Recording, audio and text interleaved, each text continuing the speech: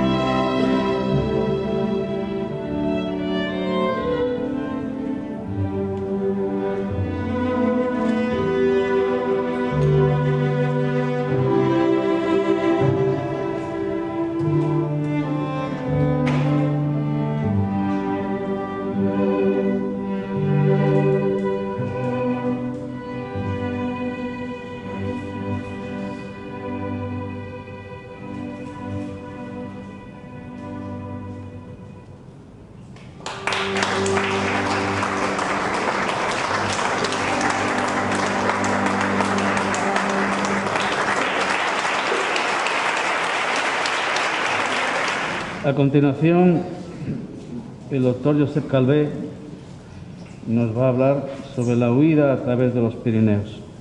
Doctor Calvé. Durante la Segunda Guerra Mundial, miles de personas llegaron a España huyendo de los combates y de la persecución.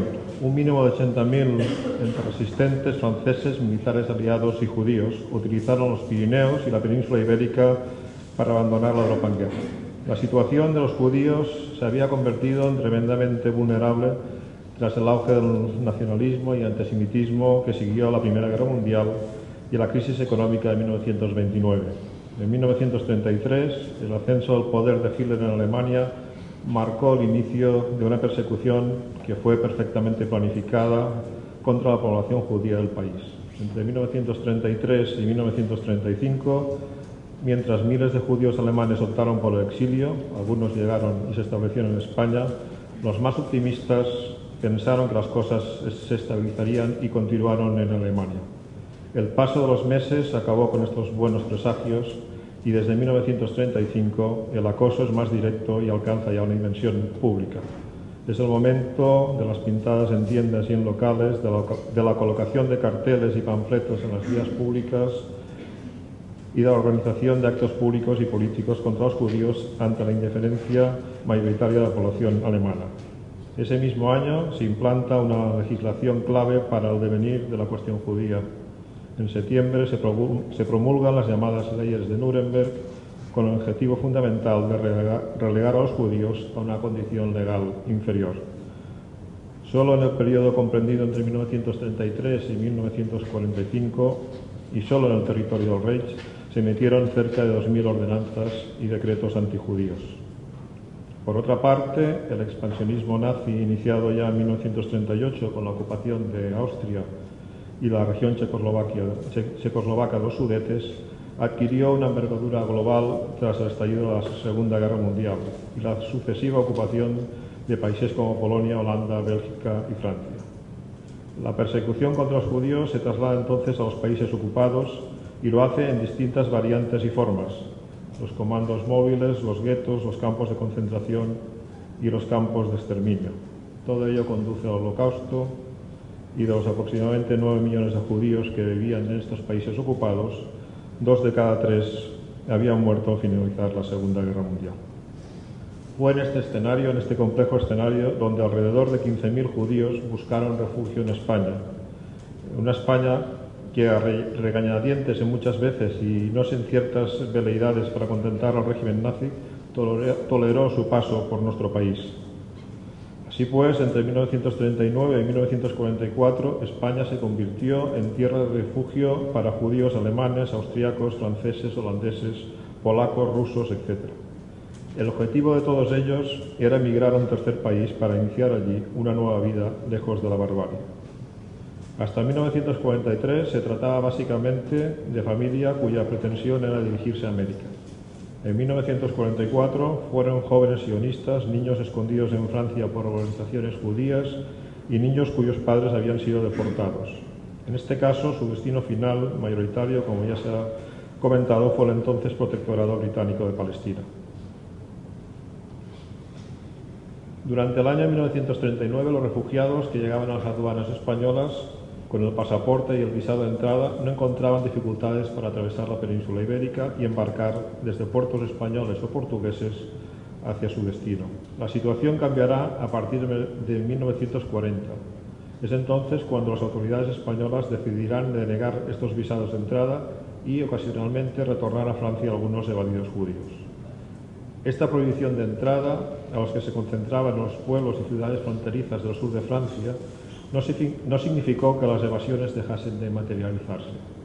En Francia, el gobierno de Vichy colaboró estrechamente con las autoridades alemanas de ocupación, promulgando también diversa legislación antisemita y deteniendo y facilitando la deportación de miles de judíos. Ante esta desesperada y en ocasiones dramática situación, las huidas a través de los Pirineos se incrementaron, ejecutándose a través de las montañas, llegando a España en todos los casos de manera clandestina. Es por esto que estas familias judías tuvieron que desafiar la vigilancia a ambos lados de la frontera y las dificultades de un duro trayecto a través de puertos de montaña que en muchos casos eran cercanos a los 2.000 metros de altitud y, a su vez, cubiertos de nieves perpetuas. Un trayecto largo y difícil para unas personas generalmente mal equipadas y poco preparadas físicamente para acometer una travesía de estas características.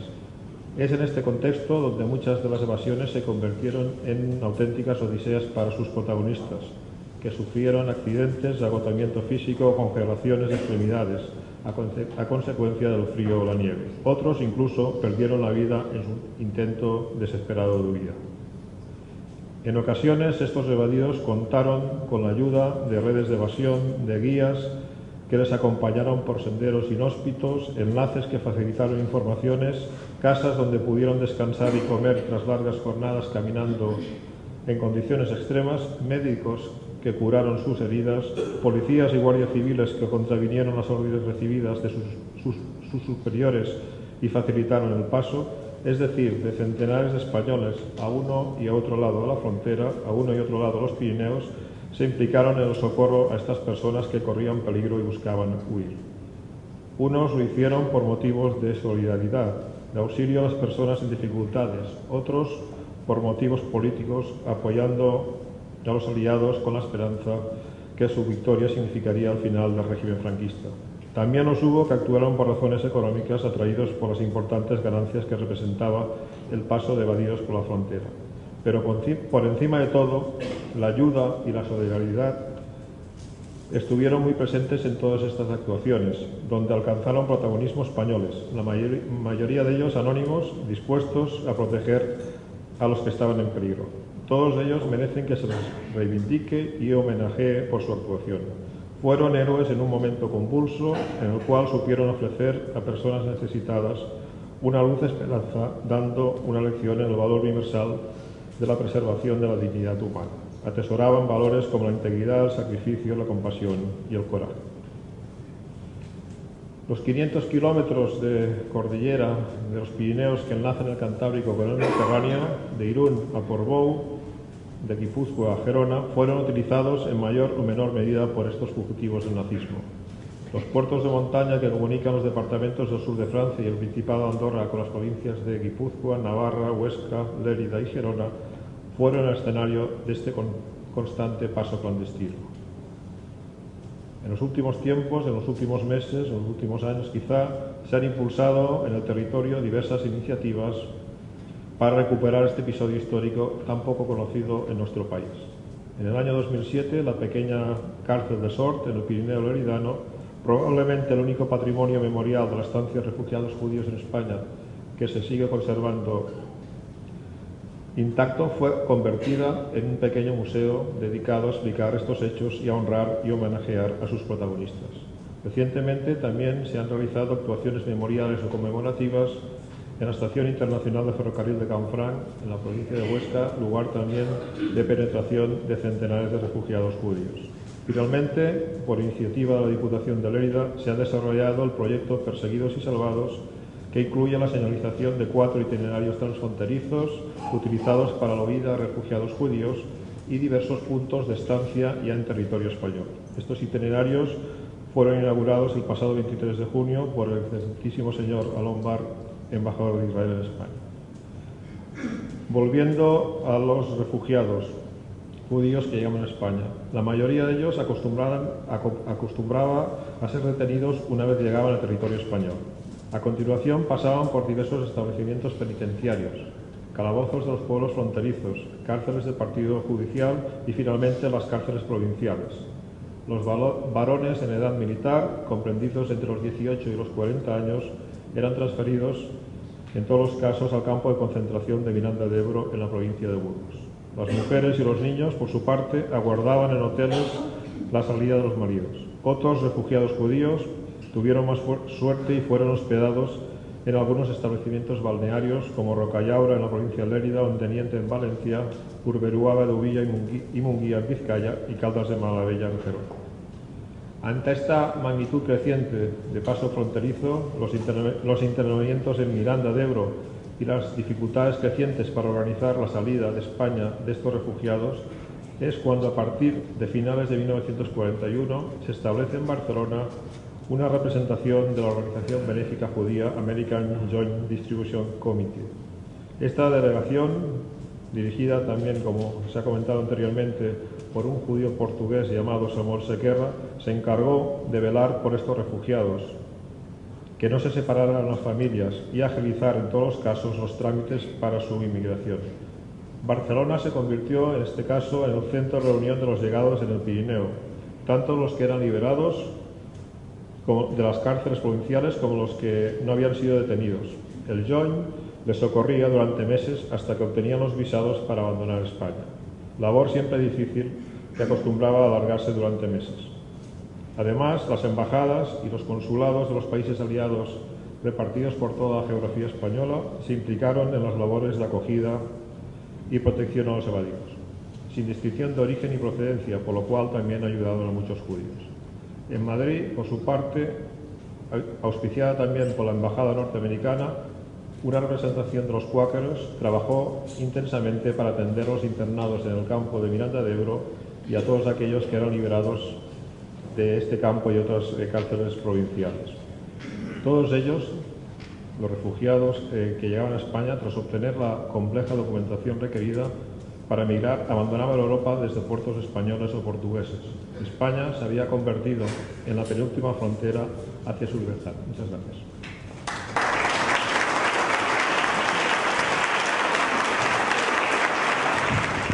A continuación, el profesor don Alfredo Hidalgo Lavie va a hablar de Cádiz, testimonios de 1944. Muy buenas tardes a todos. Permítame comenzar con unas palabras que no me pertenecen y que voy a citar textualmente. El motivo de esta cita no es otro que el siguiente. Estas palabras fueron escritas aquí, en esta ciudad nuestra, en 1944. Llegamos a Cádiz muy tarde aquella noche y nos llevó casi 2 horas hasta que decidieron dónde acomodarnos. Los procedentes de Barcelona fueron alojados en un hotel fuera de la ciudad. A nosotros, que nos llamaban los madrileños, por venir vía Madrid, nos acomodaron aquí mismo. No fue hasta las 5 de la mañana que pudimos irnos a dormir. Era sábado 30 de septiembre de 1944. Cada uno de nosotros pensábamos que el barco llegaría al puerto de Cádiz y zarparíamos en él 2 días más tarde. Pero pronto tomamos conciencia que esto era una pura ilusión. La travesía por el Mediterráneo requeriría de todos los engorrosos procedimientos administrativos y las autorizaciones de los gobiernos competentes y, por tanto, llevaría su tiempo. Tras las 2 primeras noches, nos instalaron finalmente en un hotel amplio que recuerdo con un nombre como algo así, Playa. Allí nos encontramos felizmente todos los amigos y los conocidos que no nos habíamos visto tras la salida de Madrid. Una rutina diaria fue llenando nuestros días de espera. Por la mañana solíamos hacer ejercicio junto al mar o paseábamos por las calles y las plazas. También organizamos cursos de hebreo, preparándonos como podíamos para hacer frente a nuestro común destino. Incluso un día decidimos que era imposible abandonar España sin asistir a una corrida de toros. Yo me volví y, rebuscando en mis bolsillos, descubrí que ya no me quedaba dinero. Obedeciendo las órdenes, tuve que gastarme mis últimas pesetas en las tiendas de Madrid. Pero por fortuna, mis compañeros no habían hecho lo mismo y conseguimos reunir la suma para ir juntos a una de las muchas corridas que se venían celebrando desde el verano. De este modo transcurrieron los días. Los rumores sobre el embarque llegaban y se iban rápidamente, envueltos en las noticias que alcanzábamos a oír sobre el avance de los aliados y de los rusos en Europa. Y de golpe, octubre llegó. E inesperadamente nos sorprendió con un comunicado que nos informaba que un barco portugués, el Guine, había llegado al puerto de Cádiz y que embarcaríamos a la mañana siguiente.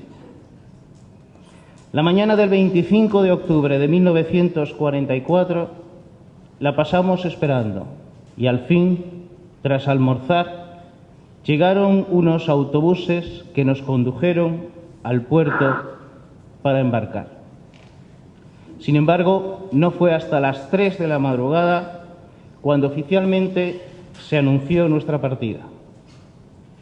Una solemne ceremonia improvisamos a bordo del buque para recordar con todo afecto a aquellos que habían contribuido de un modo u otro a salvar nuestras vidas. Y por fin dijimos adiós a Europa.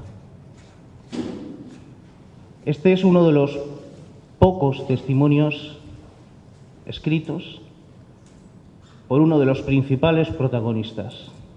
Hans Flursheim comenzó a escribir su personal diario, sus memorias, a su llegada a España en septiembre de 1944, tras su paso por Madrid y finalmente en Cádiz. Y como él mismo dice y reconoce en sus memorias, una especie de casi golpe del destino le hizo llegar a él y a sus compañeros a España en esas fechas. No solo exclusivamente por haber escapado la barbarie, sino también porque el cambio de rumbo de la política del Gobierno nacional de entonces hacia los refugiados había estado dando sus propios resultados. Sin duda, la presión de los aliados, pero también el propio desarrollo de la guerra, desde la derrota de los nazis en Stalingrado el año anterior, estaba haciendo cambiar la sensibilidad de la política del Gobierno nacional de entonces, también sus intereses. Esta suerte del destino se manifiesta fundamentalmente en dos hechos de los cuales se benefició Hans y sus compatriotas. Por un lado, porque se permite en España la entrada de la delegación de la Cruz Roja Internacional y de su brazo las organizaciones benéficas judías que vienen en su auxilio. Por otro, como ustedes acaban de oír, porque ya en esa fecha al menos gozaron de una cierta libertad de movimiento y fueron alojados en hoteles dignamente, a diferencia de todos aquellos judíos que llegaron con fecha muy posterior y que acabaron pasando por las celdas de las cárceles o de los campos de vigilancia. Permítanme que, aprovechando este escenario, me gustaría dejar constancia de mi agradecimiento a la Agencia Internacional Judía por haber respondido a mi requerimiento, y es el haberme dado una gran e importante documentación al respecto, de la cual yo he hecho, por brevedad de tiempo, lógicamente, una selección y que da fe de toda esta odisea y de todo este proceso de organización. La primera de las tareas era encontrar un barco. Por tanto, la organización se puso en contacto con las autoridades portuguesas, en donde estuvieron involucrados varios ministros y altos funcionarios, debido precisamente porque era imprescindible, además, obtener el permiso de los países beligerantes. Pero si complicado era ya la tarea de encontrar un barco disponible, también era difícil decidir el destino. En cualesquiera de las formas, 1944 se convierte en la transición a la victoria y a la libertad. Y con este objeto se va a pedir a los judíos americanos un doble esfuerzo. No solamente seguir con la provisión económica por el desarrollo de la guerra, sino también y fundamentalmente para atender ahora las necesidades de los refugiados judíos. 1944, como reza en la última frase, será el año de las mayores necesidades, pero también de las más grandes oportunidades. Y así nos vamos acercando al momento en el que un día y al mediodía un tren muy especial sale de Atocha, Madrid. En este documento se muestra la generosidad hacia nuestra ciudad, la hermosa ciudad de Cádiz, recibe a todos estos cientos y les conceden un feliz pasaporte a la tierra prometida. Cádiz será otro Finisterre de Europa que posibilita una ruta libre a los navegantes del mundo.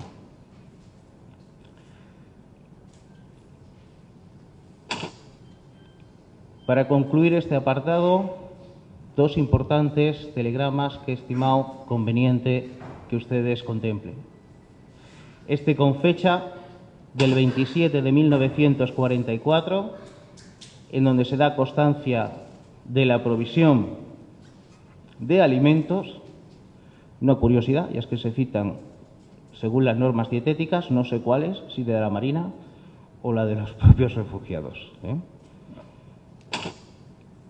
Y el siguiente, en donde se notifica ya oficialmente, con fecha del 28 de 1944, que 308 pasajeros embarcaron en ese barco, en el Quine, saliendo de Cádiz a las 4 de la madrugada, el 27 de octubre, con destino inicialmente a Tánger, que sería una primera escala para recoger a más refugiados y finalmente con destino a Haifa.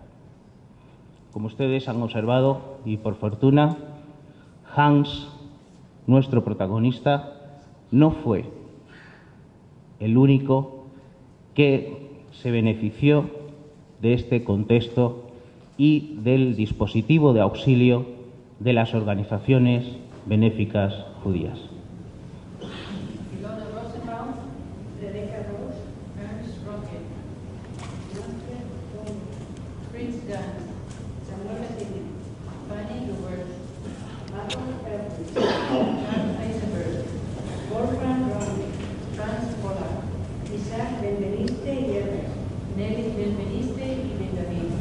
Walter Benjamin, Manfred Benjamin, Michael Hughes, Ilse Bodeman, Jane Bowley, Sunny Ryan, Petrus Jacobus Dieter, Regina Ross, Salomón Benjamino Yasser,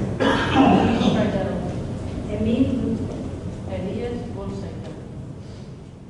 Esto que han oído son los nombres y los apellidos de algunos de los pasajeros que hemos seleccionado que iban en este barco. Y en uno de sus párrafos, Hans concluye de la manera siguiente, muy emotiva. A las 11:30 de la mañana del 4 de noviembre se produjo un gran bullicio a bordo del buque. Uno de los marineros portugueses se acercó a nosotros y exclamó: «Palestina a la vista». Todos salimos corriendo y a la distancia alcanzamos a ver los contornos de sus montañas. A las 3 de la tarde echamos ancla en el puerto de Haifa. El Monte Carmelo, sus edificaciones, todo nos hizo pensar que Haifa era una ciudad moderna. El diario de Cádiz se hizo eco de esta noticia, que en gran parte debemos a Pilar Vera, la periodista, por ese artículo maravilloso con ese título poético de La huida silenciosa del 30 de agosto de 2009, si bien es justo reconocer que ha sido nuestro colega, el historiador Josep Calvet, quien entusiasmó a la organización para organizar este evento.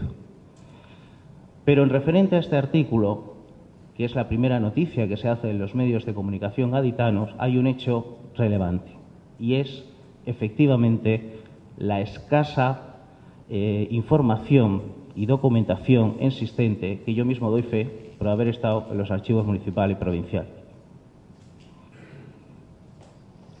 Pero somos afortunados,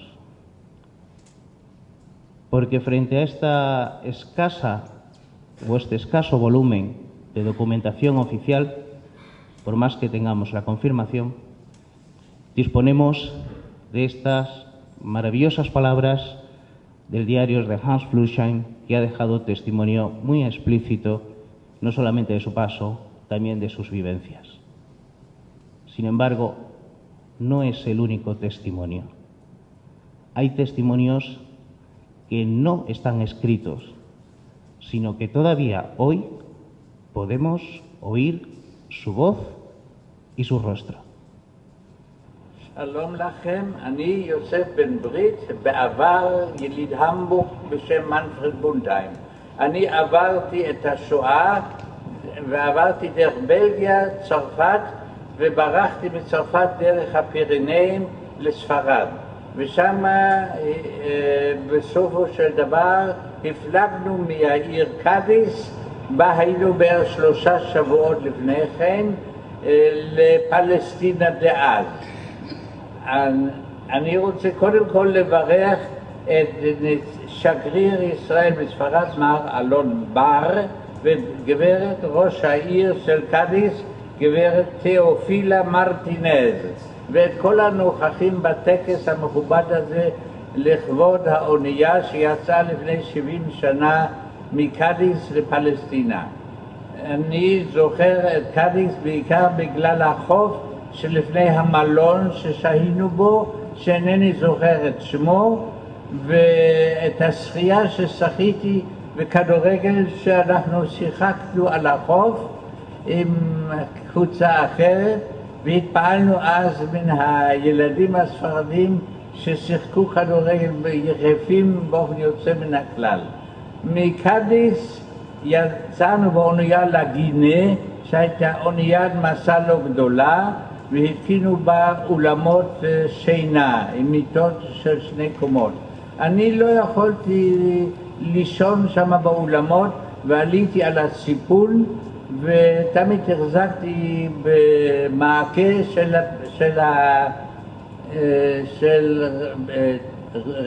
של תחילת האונייה, ועליתי בגלים שעלו וירדו, וחשתי את עצמי כמו ילד שעולה על נדנדה. הנסיעה שלנו עברה מקאדיס לטנג'יר, שם האונייה לקחה עוד 80 עולים לפלסטינה, ומטנג'יר עברנו לגיברלטר, שם האונייה שעתה לילה, במחרת הפלגנו לים התיכון, עברנו את מלטה, את קפריסין ואת האי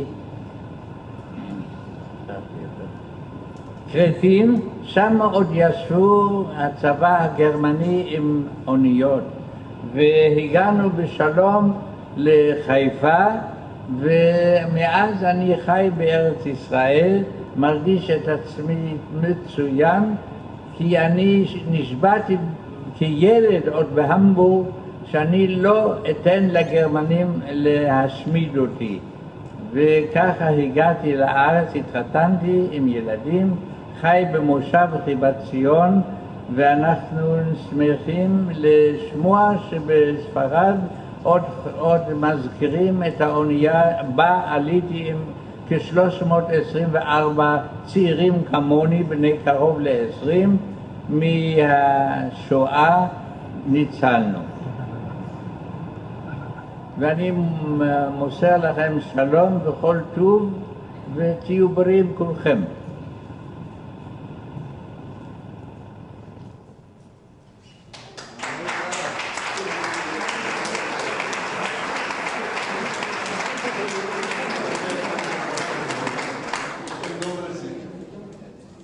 Inexplicablemente esta mañana salía el texto de traducción y si ustedes me lo permiten vamos a hacer un segundo intento y si no, concluyo. שלום לכם, אני יוסף בן ברית, בעבר יליד המבורג בשם מנפרד בונדהיים. אני עברתי את השואה ועברתי דרך בלגיה, צרפת, וברחתי מצרפת דרך הפירנאים. Bueno, esta correspondería más al señor embajador seguramente haber hecho la traducción simultánea, pero estas palabras son un testimonio de agradecimiento expreso a la organización, a la señora alcaldesa, al embajador, a todos los presentes por estar aquí y en donde nos narra sencillamente y de manera muy breve, que es así como se lo pedí a mi gran colega Javier Simonovic, vicedecano de la Universidad de Haifa, el haber tenido la amabilidad de desplazarse casi hasta Jerusalén para hacer esta pequeña grabación con la traducción, además, que salía simultáneamente, dedicándole salutaciones a todos ustedes y agradeciendo este evento. Con el permiso del presidente de la organización, porque me excedo ligeramente, pero me gustaría concluir de una manera especial. Quiero decir, con unos versos, pero no por lo que ustedes quizá pueden llegar a pensar.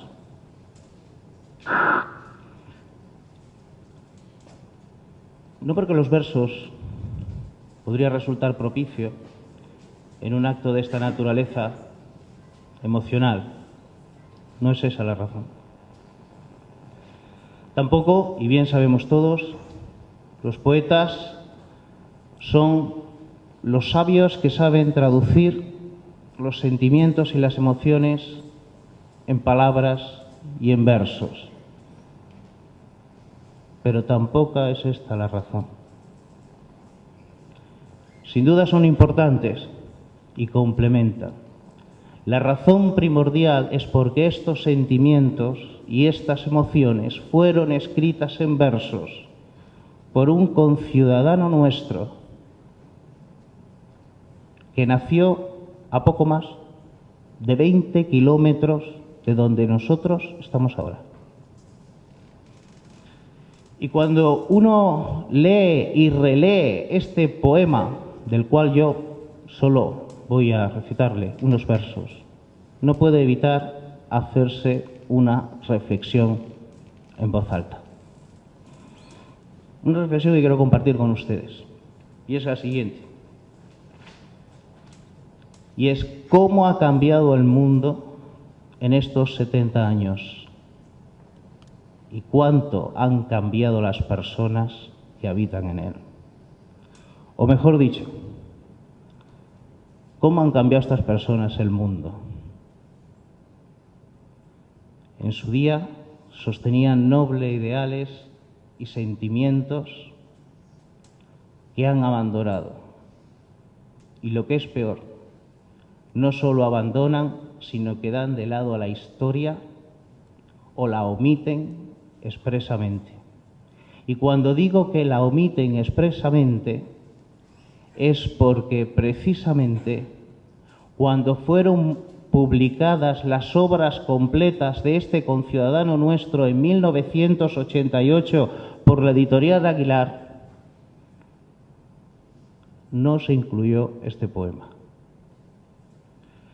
Desconocemos si se debe a una voluntad expresa del poeta o a criterios de la editorial. O quién sabe si nos responde a la reflexión esta que estoy compartiendo con ustedes de cómo cambiamos el mundo. Esos habitantes de aquel entonces y sus descendientes políticos. Pero los profesores de universidad, mi colega Josep Calvet como historiador y yo como politólogo somos gente muy incómoda, porque nos gusta hurgar y sumergirnos en los vertederos de la memoria individual y de la memoria colectiva. Y cuando lo hacemos, nos señalan y nos acusan por estar a favor de determinados intereses que esos descendientes políticos llaman hoy espúreos. Pero nosotros solo cumplimos con nuestra misión, la misión de nuestra casa, que es la misión de la academia, de la universidad, de la ciencia. Y es que para forjarse una opinión hay que estudiar, y es que para tener una opinión es necesaria la investigación, y es que para saber es necesario conocer la historia porque solamente de esa manera nos podemos aproximar a la verdad. Y hoy, desgraciadamente, no solo se abandonan los ideales, no solo se dejan atrás los sentimientos, no solo se deja a un lado la historia, es que se fabrica una historia nueva. Y más que informar, se hace propaganda sesgada de determinados conflictos que acontecen en el mundo y que, por el contrario, cuando se trata del destino del cual nos referimos, todos hacemos una lectura distinta.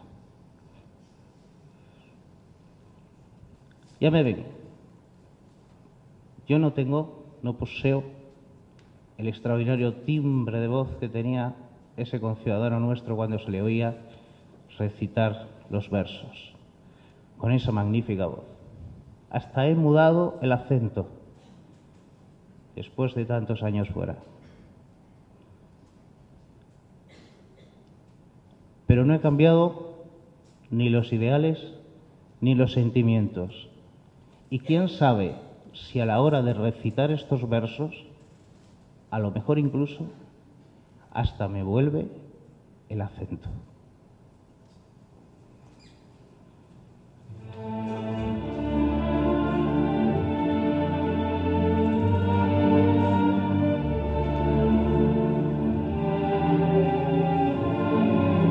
He aquí por fin, Hosanna, la tierra prometida, la cuna de la sangre, ganada con la vida.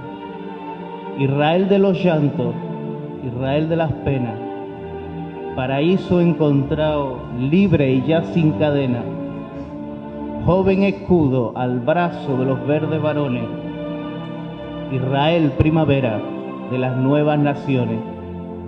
Alabado Israel con la garganta entera, a son de alma, a sones de lengua verdadera. Alabado Israel con flautas y panderos, por sus viejos soldados, sus nuevos guerrilleros.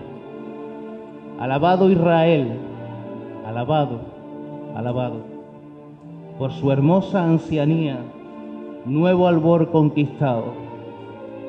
Alabado sin odio, alabado sin ceño, en la vida, en la muerte, en la aurora, en el sueño. Buenos Aires, 1948. Salmo de alegría por el nuevo Estado de Israel. Rafael Alberti.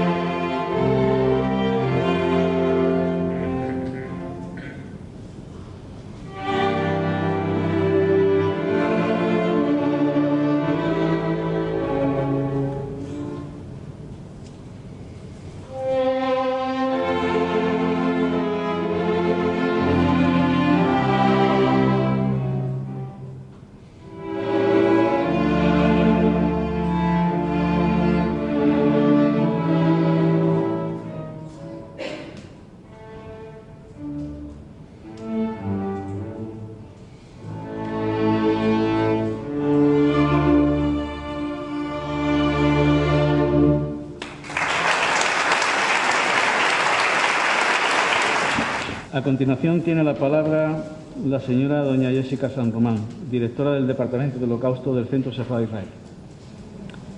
Excelentísimas autoridades, estimados invitados, queridos amigos. Hoy represento aquí Centro Sefardí Israel, una institución pública, un consorcio entre el Ministerio de Asuntos Exteriores, la Comunidad de Madrid y el Ayuntamiento de Madrid. Sin embargo, quiero hacer un pequeño inciso y recordar hace 7 años, cuando vine a España, precisamente también para hacer investigaciones sobre los judíos que pasaron por España durante la Segunda Guerra Mundial, también me topé con una de las historias de los jóvenes que pasaron por España y salieron en este barco en la Guinea desde Cádiz, y no sé si corresponde mi testimonio, el que leí, al que hoy tú has relatado, Alfredo Hidalgo, que era de Hans Flerheim, porque el testimonio que encontré yo, o sea, que era un diario escrito a mano, no llevaba nombre. Pero según mis estimaciones es una persona judía, era un chico, más o menos de 19 años, y lo que me recuerdo aquí ahora, las últimas frases que escribió en su diario, es el 27 de octubre, cuando el barco Guinea partía rumbo Palestina. Antes de salir tuvimos la oportunidad de entregar al Joint unas cartas destinadas a los padres. Y él describe: mis pensamientos estaban lejos, muy lejos, con mis padres, mis hermanos, mis hermanas, y me di cuenta que cuando levantaron el ancla, una distancia enorme nos iba a separar. Es de suponer, tristemente, que este chico puede ser que se quedó huérfano. Si no es él, seguramente que otros jóvenes que iban con él en el barco. Sus padres, sus hermanas, sus hermanos, puede ser que hayan sido asesinados juntos a los 6 millones de judíos que fueron asesinados durante el Holocausto. El Holocausto fue la persecución y el asesinato sistemático, burocráticamente organizado por el régimen nazi y sus colaboradores. Y durante el Holocausto, las autoridades alemanas también persiguieron a otros grupos debido a su percibida, como ellos llamaban, inferioridad racial. También fueron víctimas los romaníes, o como aquí solemos decir los gitanos, los discapacitados, y algunos pueblos eslavos, y otros grupos fueron perseguidos por motivos políticos, ideológicos, entre ellos los comunistas, los socialistas, los testigos de Jehová o los homosexuales. El Holocausto marcó un punto de inflexión en la historia de la humanidad, y en el mundo de hoy sigue teniendo gran importancia el entender como este acontecimiento como genocidio del pueblo judío y otros crímenes perpetrados por el régimen nazi. Conocer esta historia universal puede, por lo tanto, ayudarnos, al margen de donde vivamos o de quienes seamos, a reflexionar críticamente sobre las raíces de los genocidios y la necesidad de cultivar la paz y los derechos humanos para impedir que se repitan atrocidades semejantes en el futuro. En particular, nos pueden ayudar a desarrollar un entendimiento de cómo funcionan los prejuicios, que rápidamente los podemos tener todos, el racismo y los estereotipos que los encontramos en nuestra sociedad. A través del estudio sobre el Holocausto, nos podemos dar cuenta de lo siguiente: que las instituciones y los valores democráticos no se sostienen por sí mismos, sino que necesitan ser apreciados y cuidados y protegidos. El silencio y la indiferencia hacia el sufrimiento de otros o la violación de los derechos civiles en cualquier sociedad puede, aunque sin intención, perpetuar los problemas. Y el Holocausto no fue un accidente de la historia.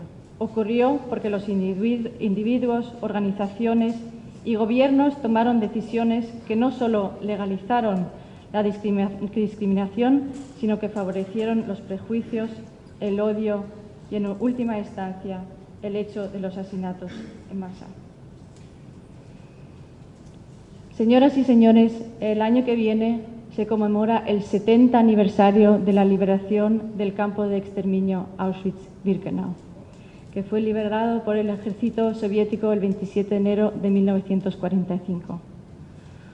Por lo tanto, quisiera recordar que este puede ser una oportunidad para nosotros todos. Auschwitz simboliza todos los campos y la importancia de la memoria para comprender los factores que hicieron posible este genocidio sin precedentes en la historia de la humanidad.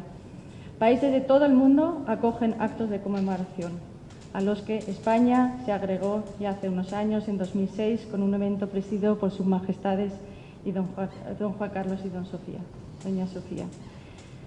En este sentido, nuestra tarea desde Centro Sefarat Israel ha consistido esencialmente en colaborar con las varias instituciones en organizar los días de la memoria. Los días de la memoria del Holocausto pueden crear, además, una oportunidad para que toda la comunidad escolar se reúna con el fin de compartir una experiencia educativa única, y los directores de las escuelas, profesores y estudiantes pueden, además, en este día específico, hablar y reflexionar sobre incidentes de xenofobia, racismo y antisemitismo sucedidos en el año anterior en sus ambientes de aprendizaje.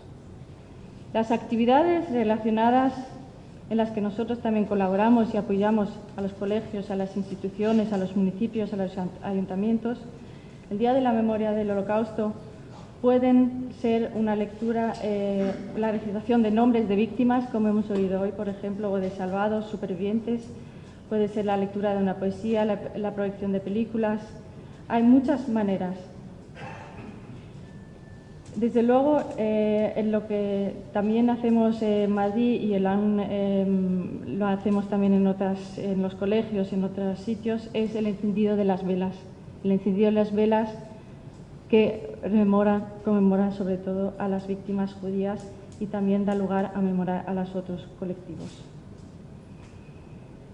En línea con estos objetivos principales, es prioridad del Instituto de Holocausto y Antisemitismo de Centro Sefarat el apoyo a la formación de docentes para la transmisión del conocimiento del Holocausto y la lucha contra el antisemitismo.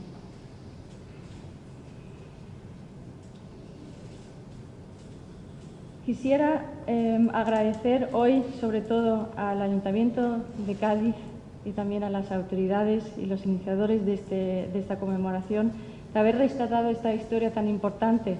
Desde Centro Sefarat tenemos el honor, porque es lo que más conocemos, y tenemos el apoyo de la familia Sansbriz, que hoy también está presente aquí, de sobre todo destacar la labor de los diplomáticos españoles que salvaron a muchos judíos y a muchos sefardíes en particular. Pero desde luego no es la historia completa, pero es la que hasta este día hemos más investigado y la que desde Centro Sefarat Israel hemos dedicado una exposición que va itinerando por toda España y todo el mundo. Pero agradezco mucho que con estas iniciativas podamos completar la historia de los tan valientes diplomáticos españoles con otras historias más personales, a lo mejor más reducidas a ciudades pequeñas, y desde luego a actuaciones personales heroicas de mucha gente. Muchas gracias.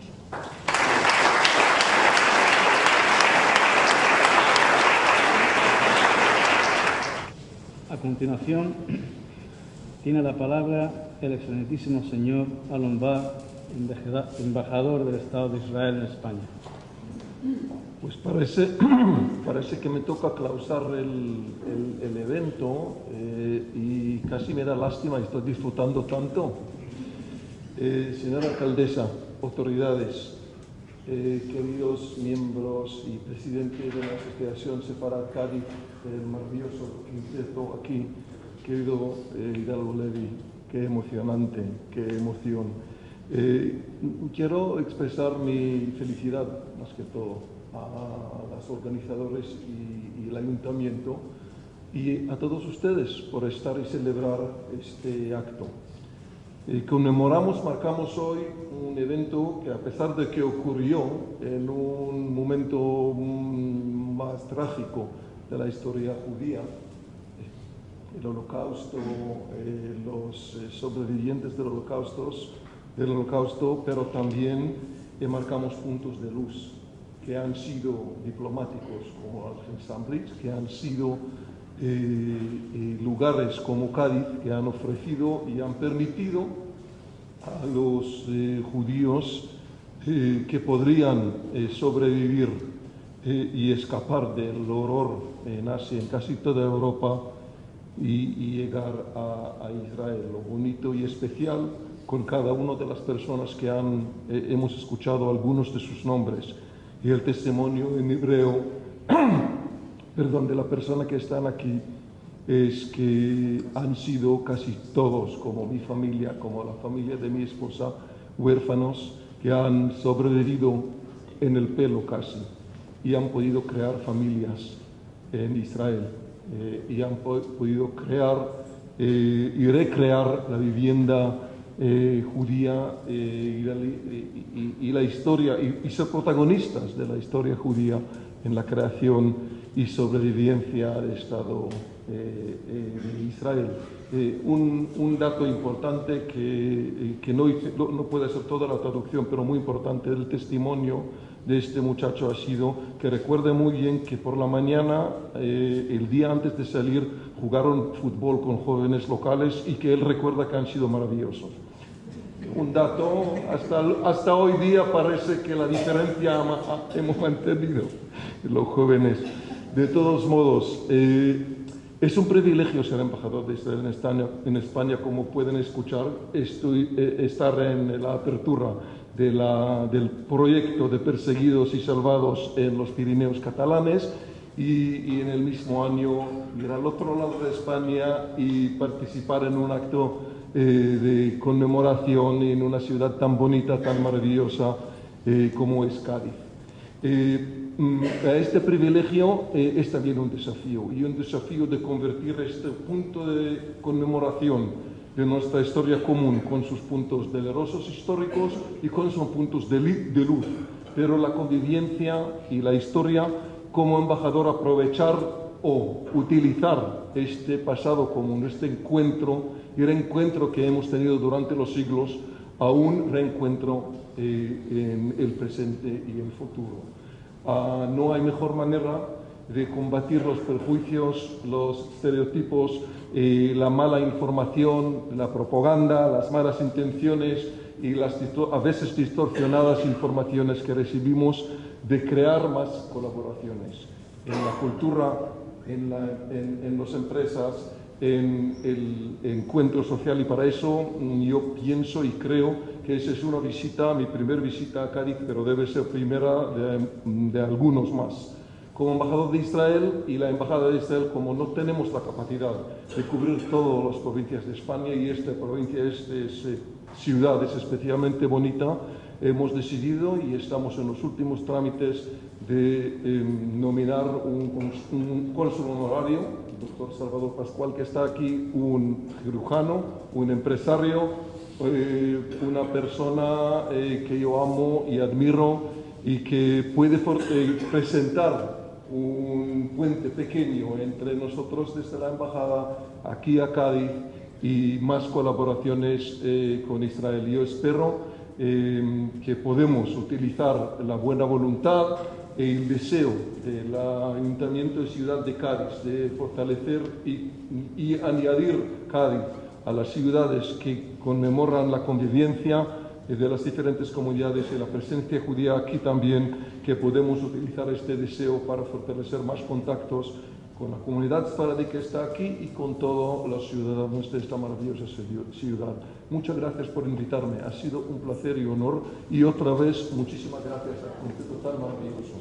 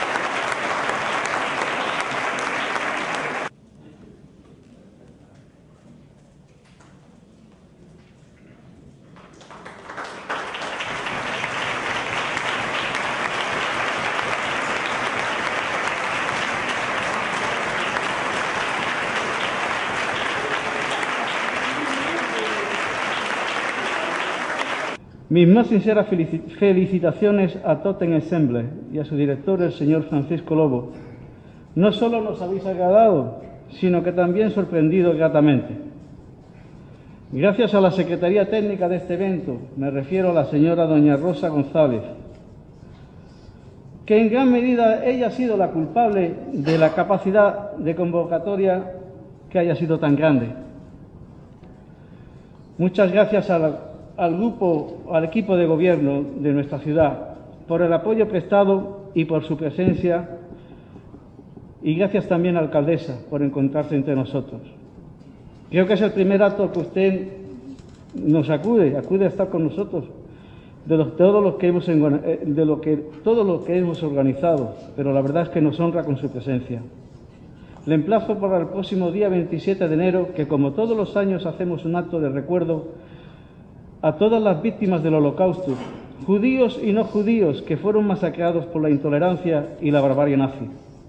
Por otra parte, le propongo a su equipo de gobierno y en especial a la concejalía que corresponda la celebración de un concierto por las tres culturas el próximo mes de diciembre. Concierto que sería de carácter benéfico y cuya recaudación iría a las asociaciones de caridad de nuestra ciudad. Sería muy emocionante que símbolos representando a las tres religiones monoteístas estuviesen juntos en el escenario. Sería la primera vez en más de 500 años que los judíos en Cádiz pudiésemos encender la Hanukkah en público.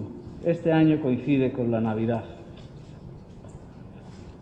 Muchas gracias a los responsables de esta Casa de Iberoamérica, en especial a la señora Mabel Caballero, por todo el apoyo prestado. Todo ha sido dar facilidades y soluciones a los inconvenientes y problemas que se nos han presentado. Gracias a los conferenciantes, al doctor Josep Calvé, por su desinteresada predisposición, facilitándonos datos históricos, y porque también de él surgió la idea de este acto. A la señora Jessica San Román, de Casa Sefarat. Espero que este sea el comienzo de una andadura conjunta con los judíos de Cádiz para fomentar la cultura sefardí. Al profesor Alfredo Hidalgo Lavier, mi hermano mayor, la voz de mi conciencia. Nuestro Padre, allá donde esté, con su sonrisa eterna, estará orgulloso de ti. Eres un crack. Entre el público asistente hay adolescentes. Posiblemente habrán dejado actividades y quién sabe si controles. Nosotros hoy recordamos, pero os damos el testigo para que continuéis recordando a generaciones venideras de lo que aconteció hace 70 años. Muchas gracias. Gracias a la Embajada de Israel, al señor Lior Hayat y a la señora Hamutal Roger, pasado y presente del Departamento de Prensa y Comunicación. Nos hemos sentido apadrinados con sus comunicados en los actos de la Shoah. Siempre en la distancia han estado con nosotros. Gracias, embajador. Me consta que usted ha hecho un esfuerzo tremendo en venir aquí. Por acontecimientos recientes de todos conocidos, usted ha mirado para otro lado y ha querido estar hoy en este día con nosotros. Desborda usted con su actitud, generosidad y afecto hacia los judíos de Cádiz. Muchas gracias por venir a nuestra ciudad y por las circunstancias de la vida ha venido usted a mi barrio. Cruzando esta calle, a apenas unos metros nací yo. Quizás muchos de los aquí asistentes desconozcan que el barrio de Santa María fue cuna de una comunidad hebrea. Prueba de ello son los símbolos judíos que todavía podemos ver en la calle Suárez de Salazar, en la Casa del Almirante, o la calle de la Judería, llamada ahora Santiago Donday. Por otra parte, voy a nombrar una reseña bibliográfica, en el libro titulado Franco y el Holocausto, cuyo autor es Ben Rother. En su página 33 dice que en el censo de 1877 la población total en España era de 17 millones.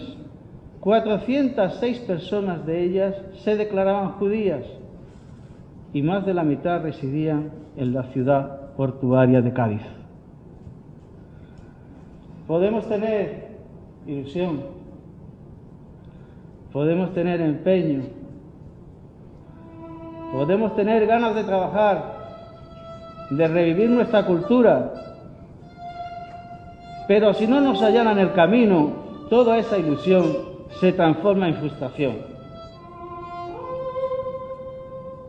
Quiero agradecer al máximo responsable de que este acto haya podido celebrarse.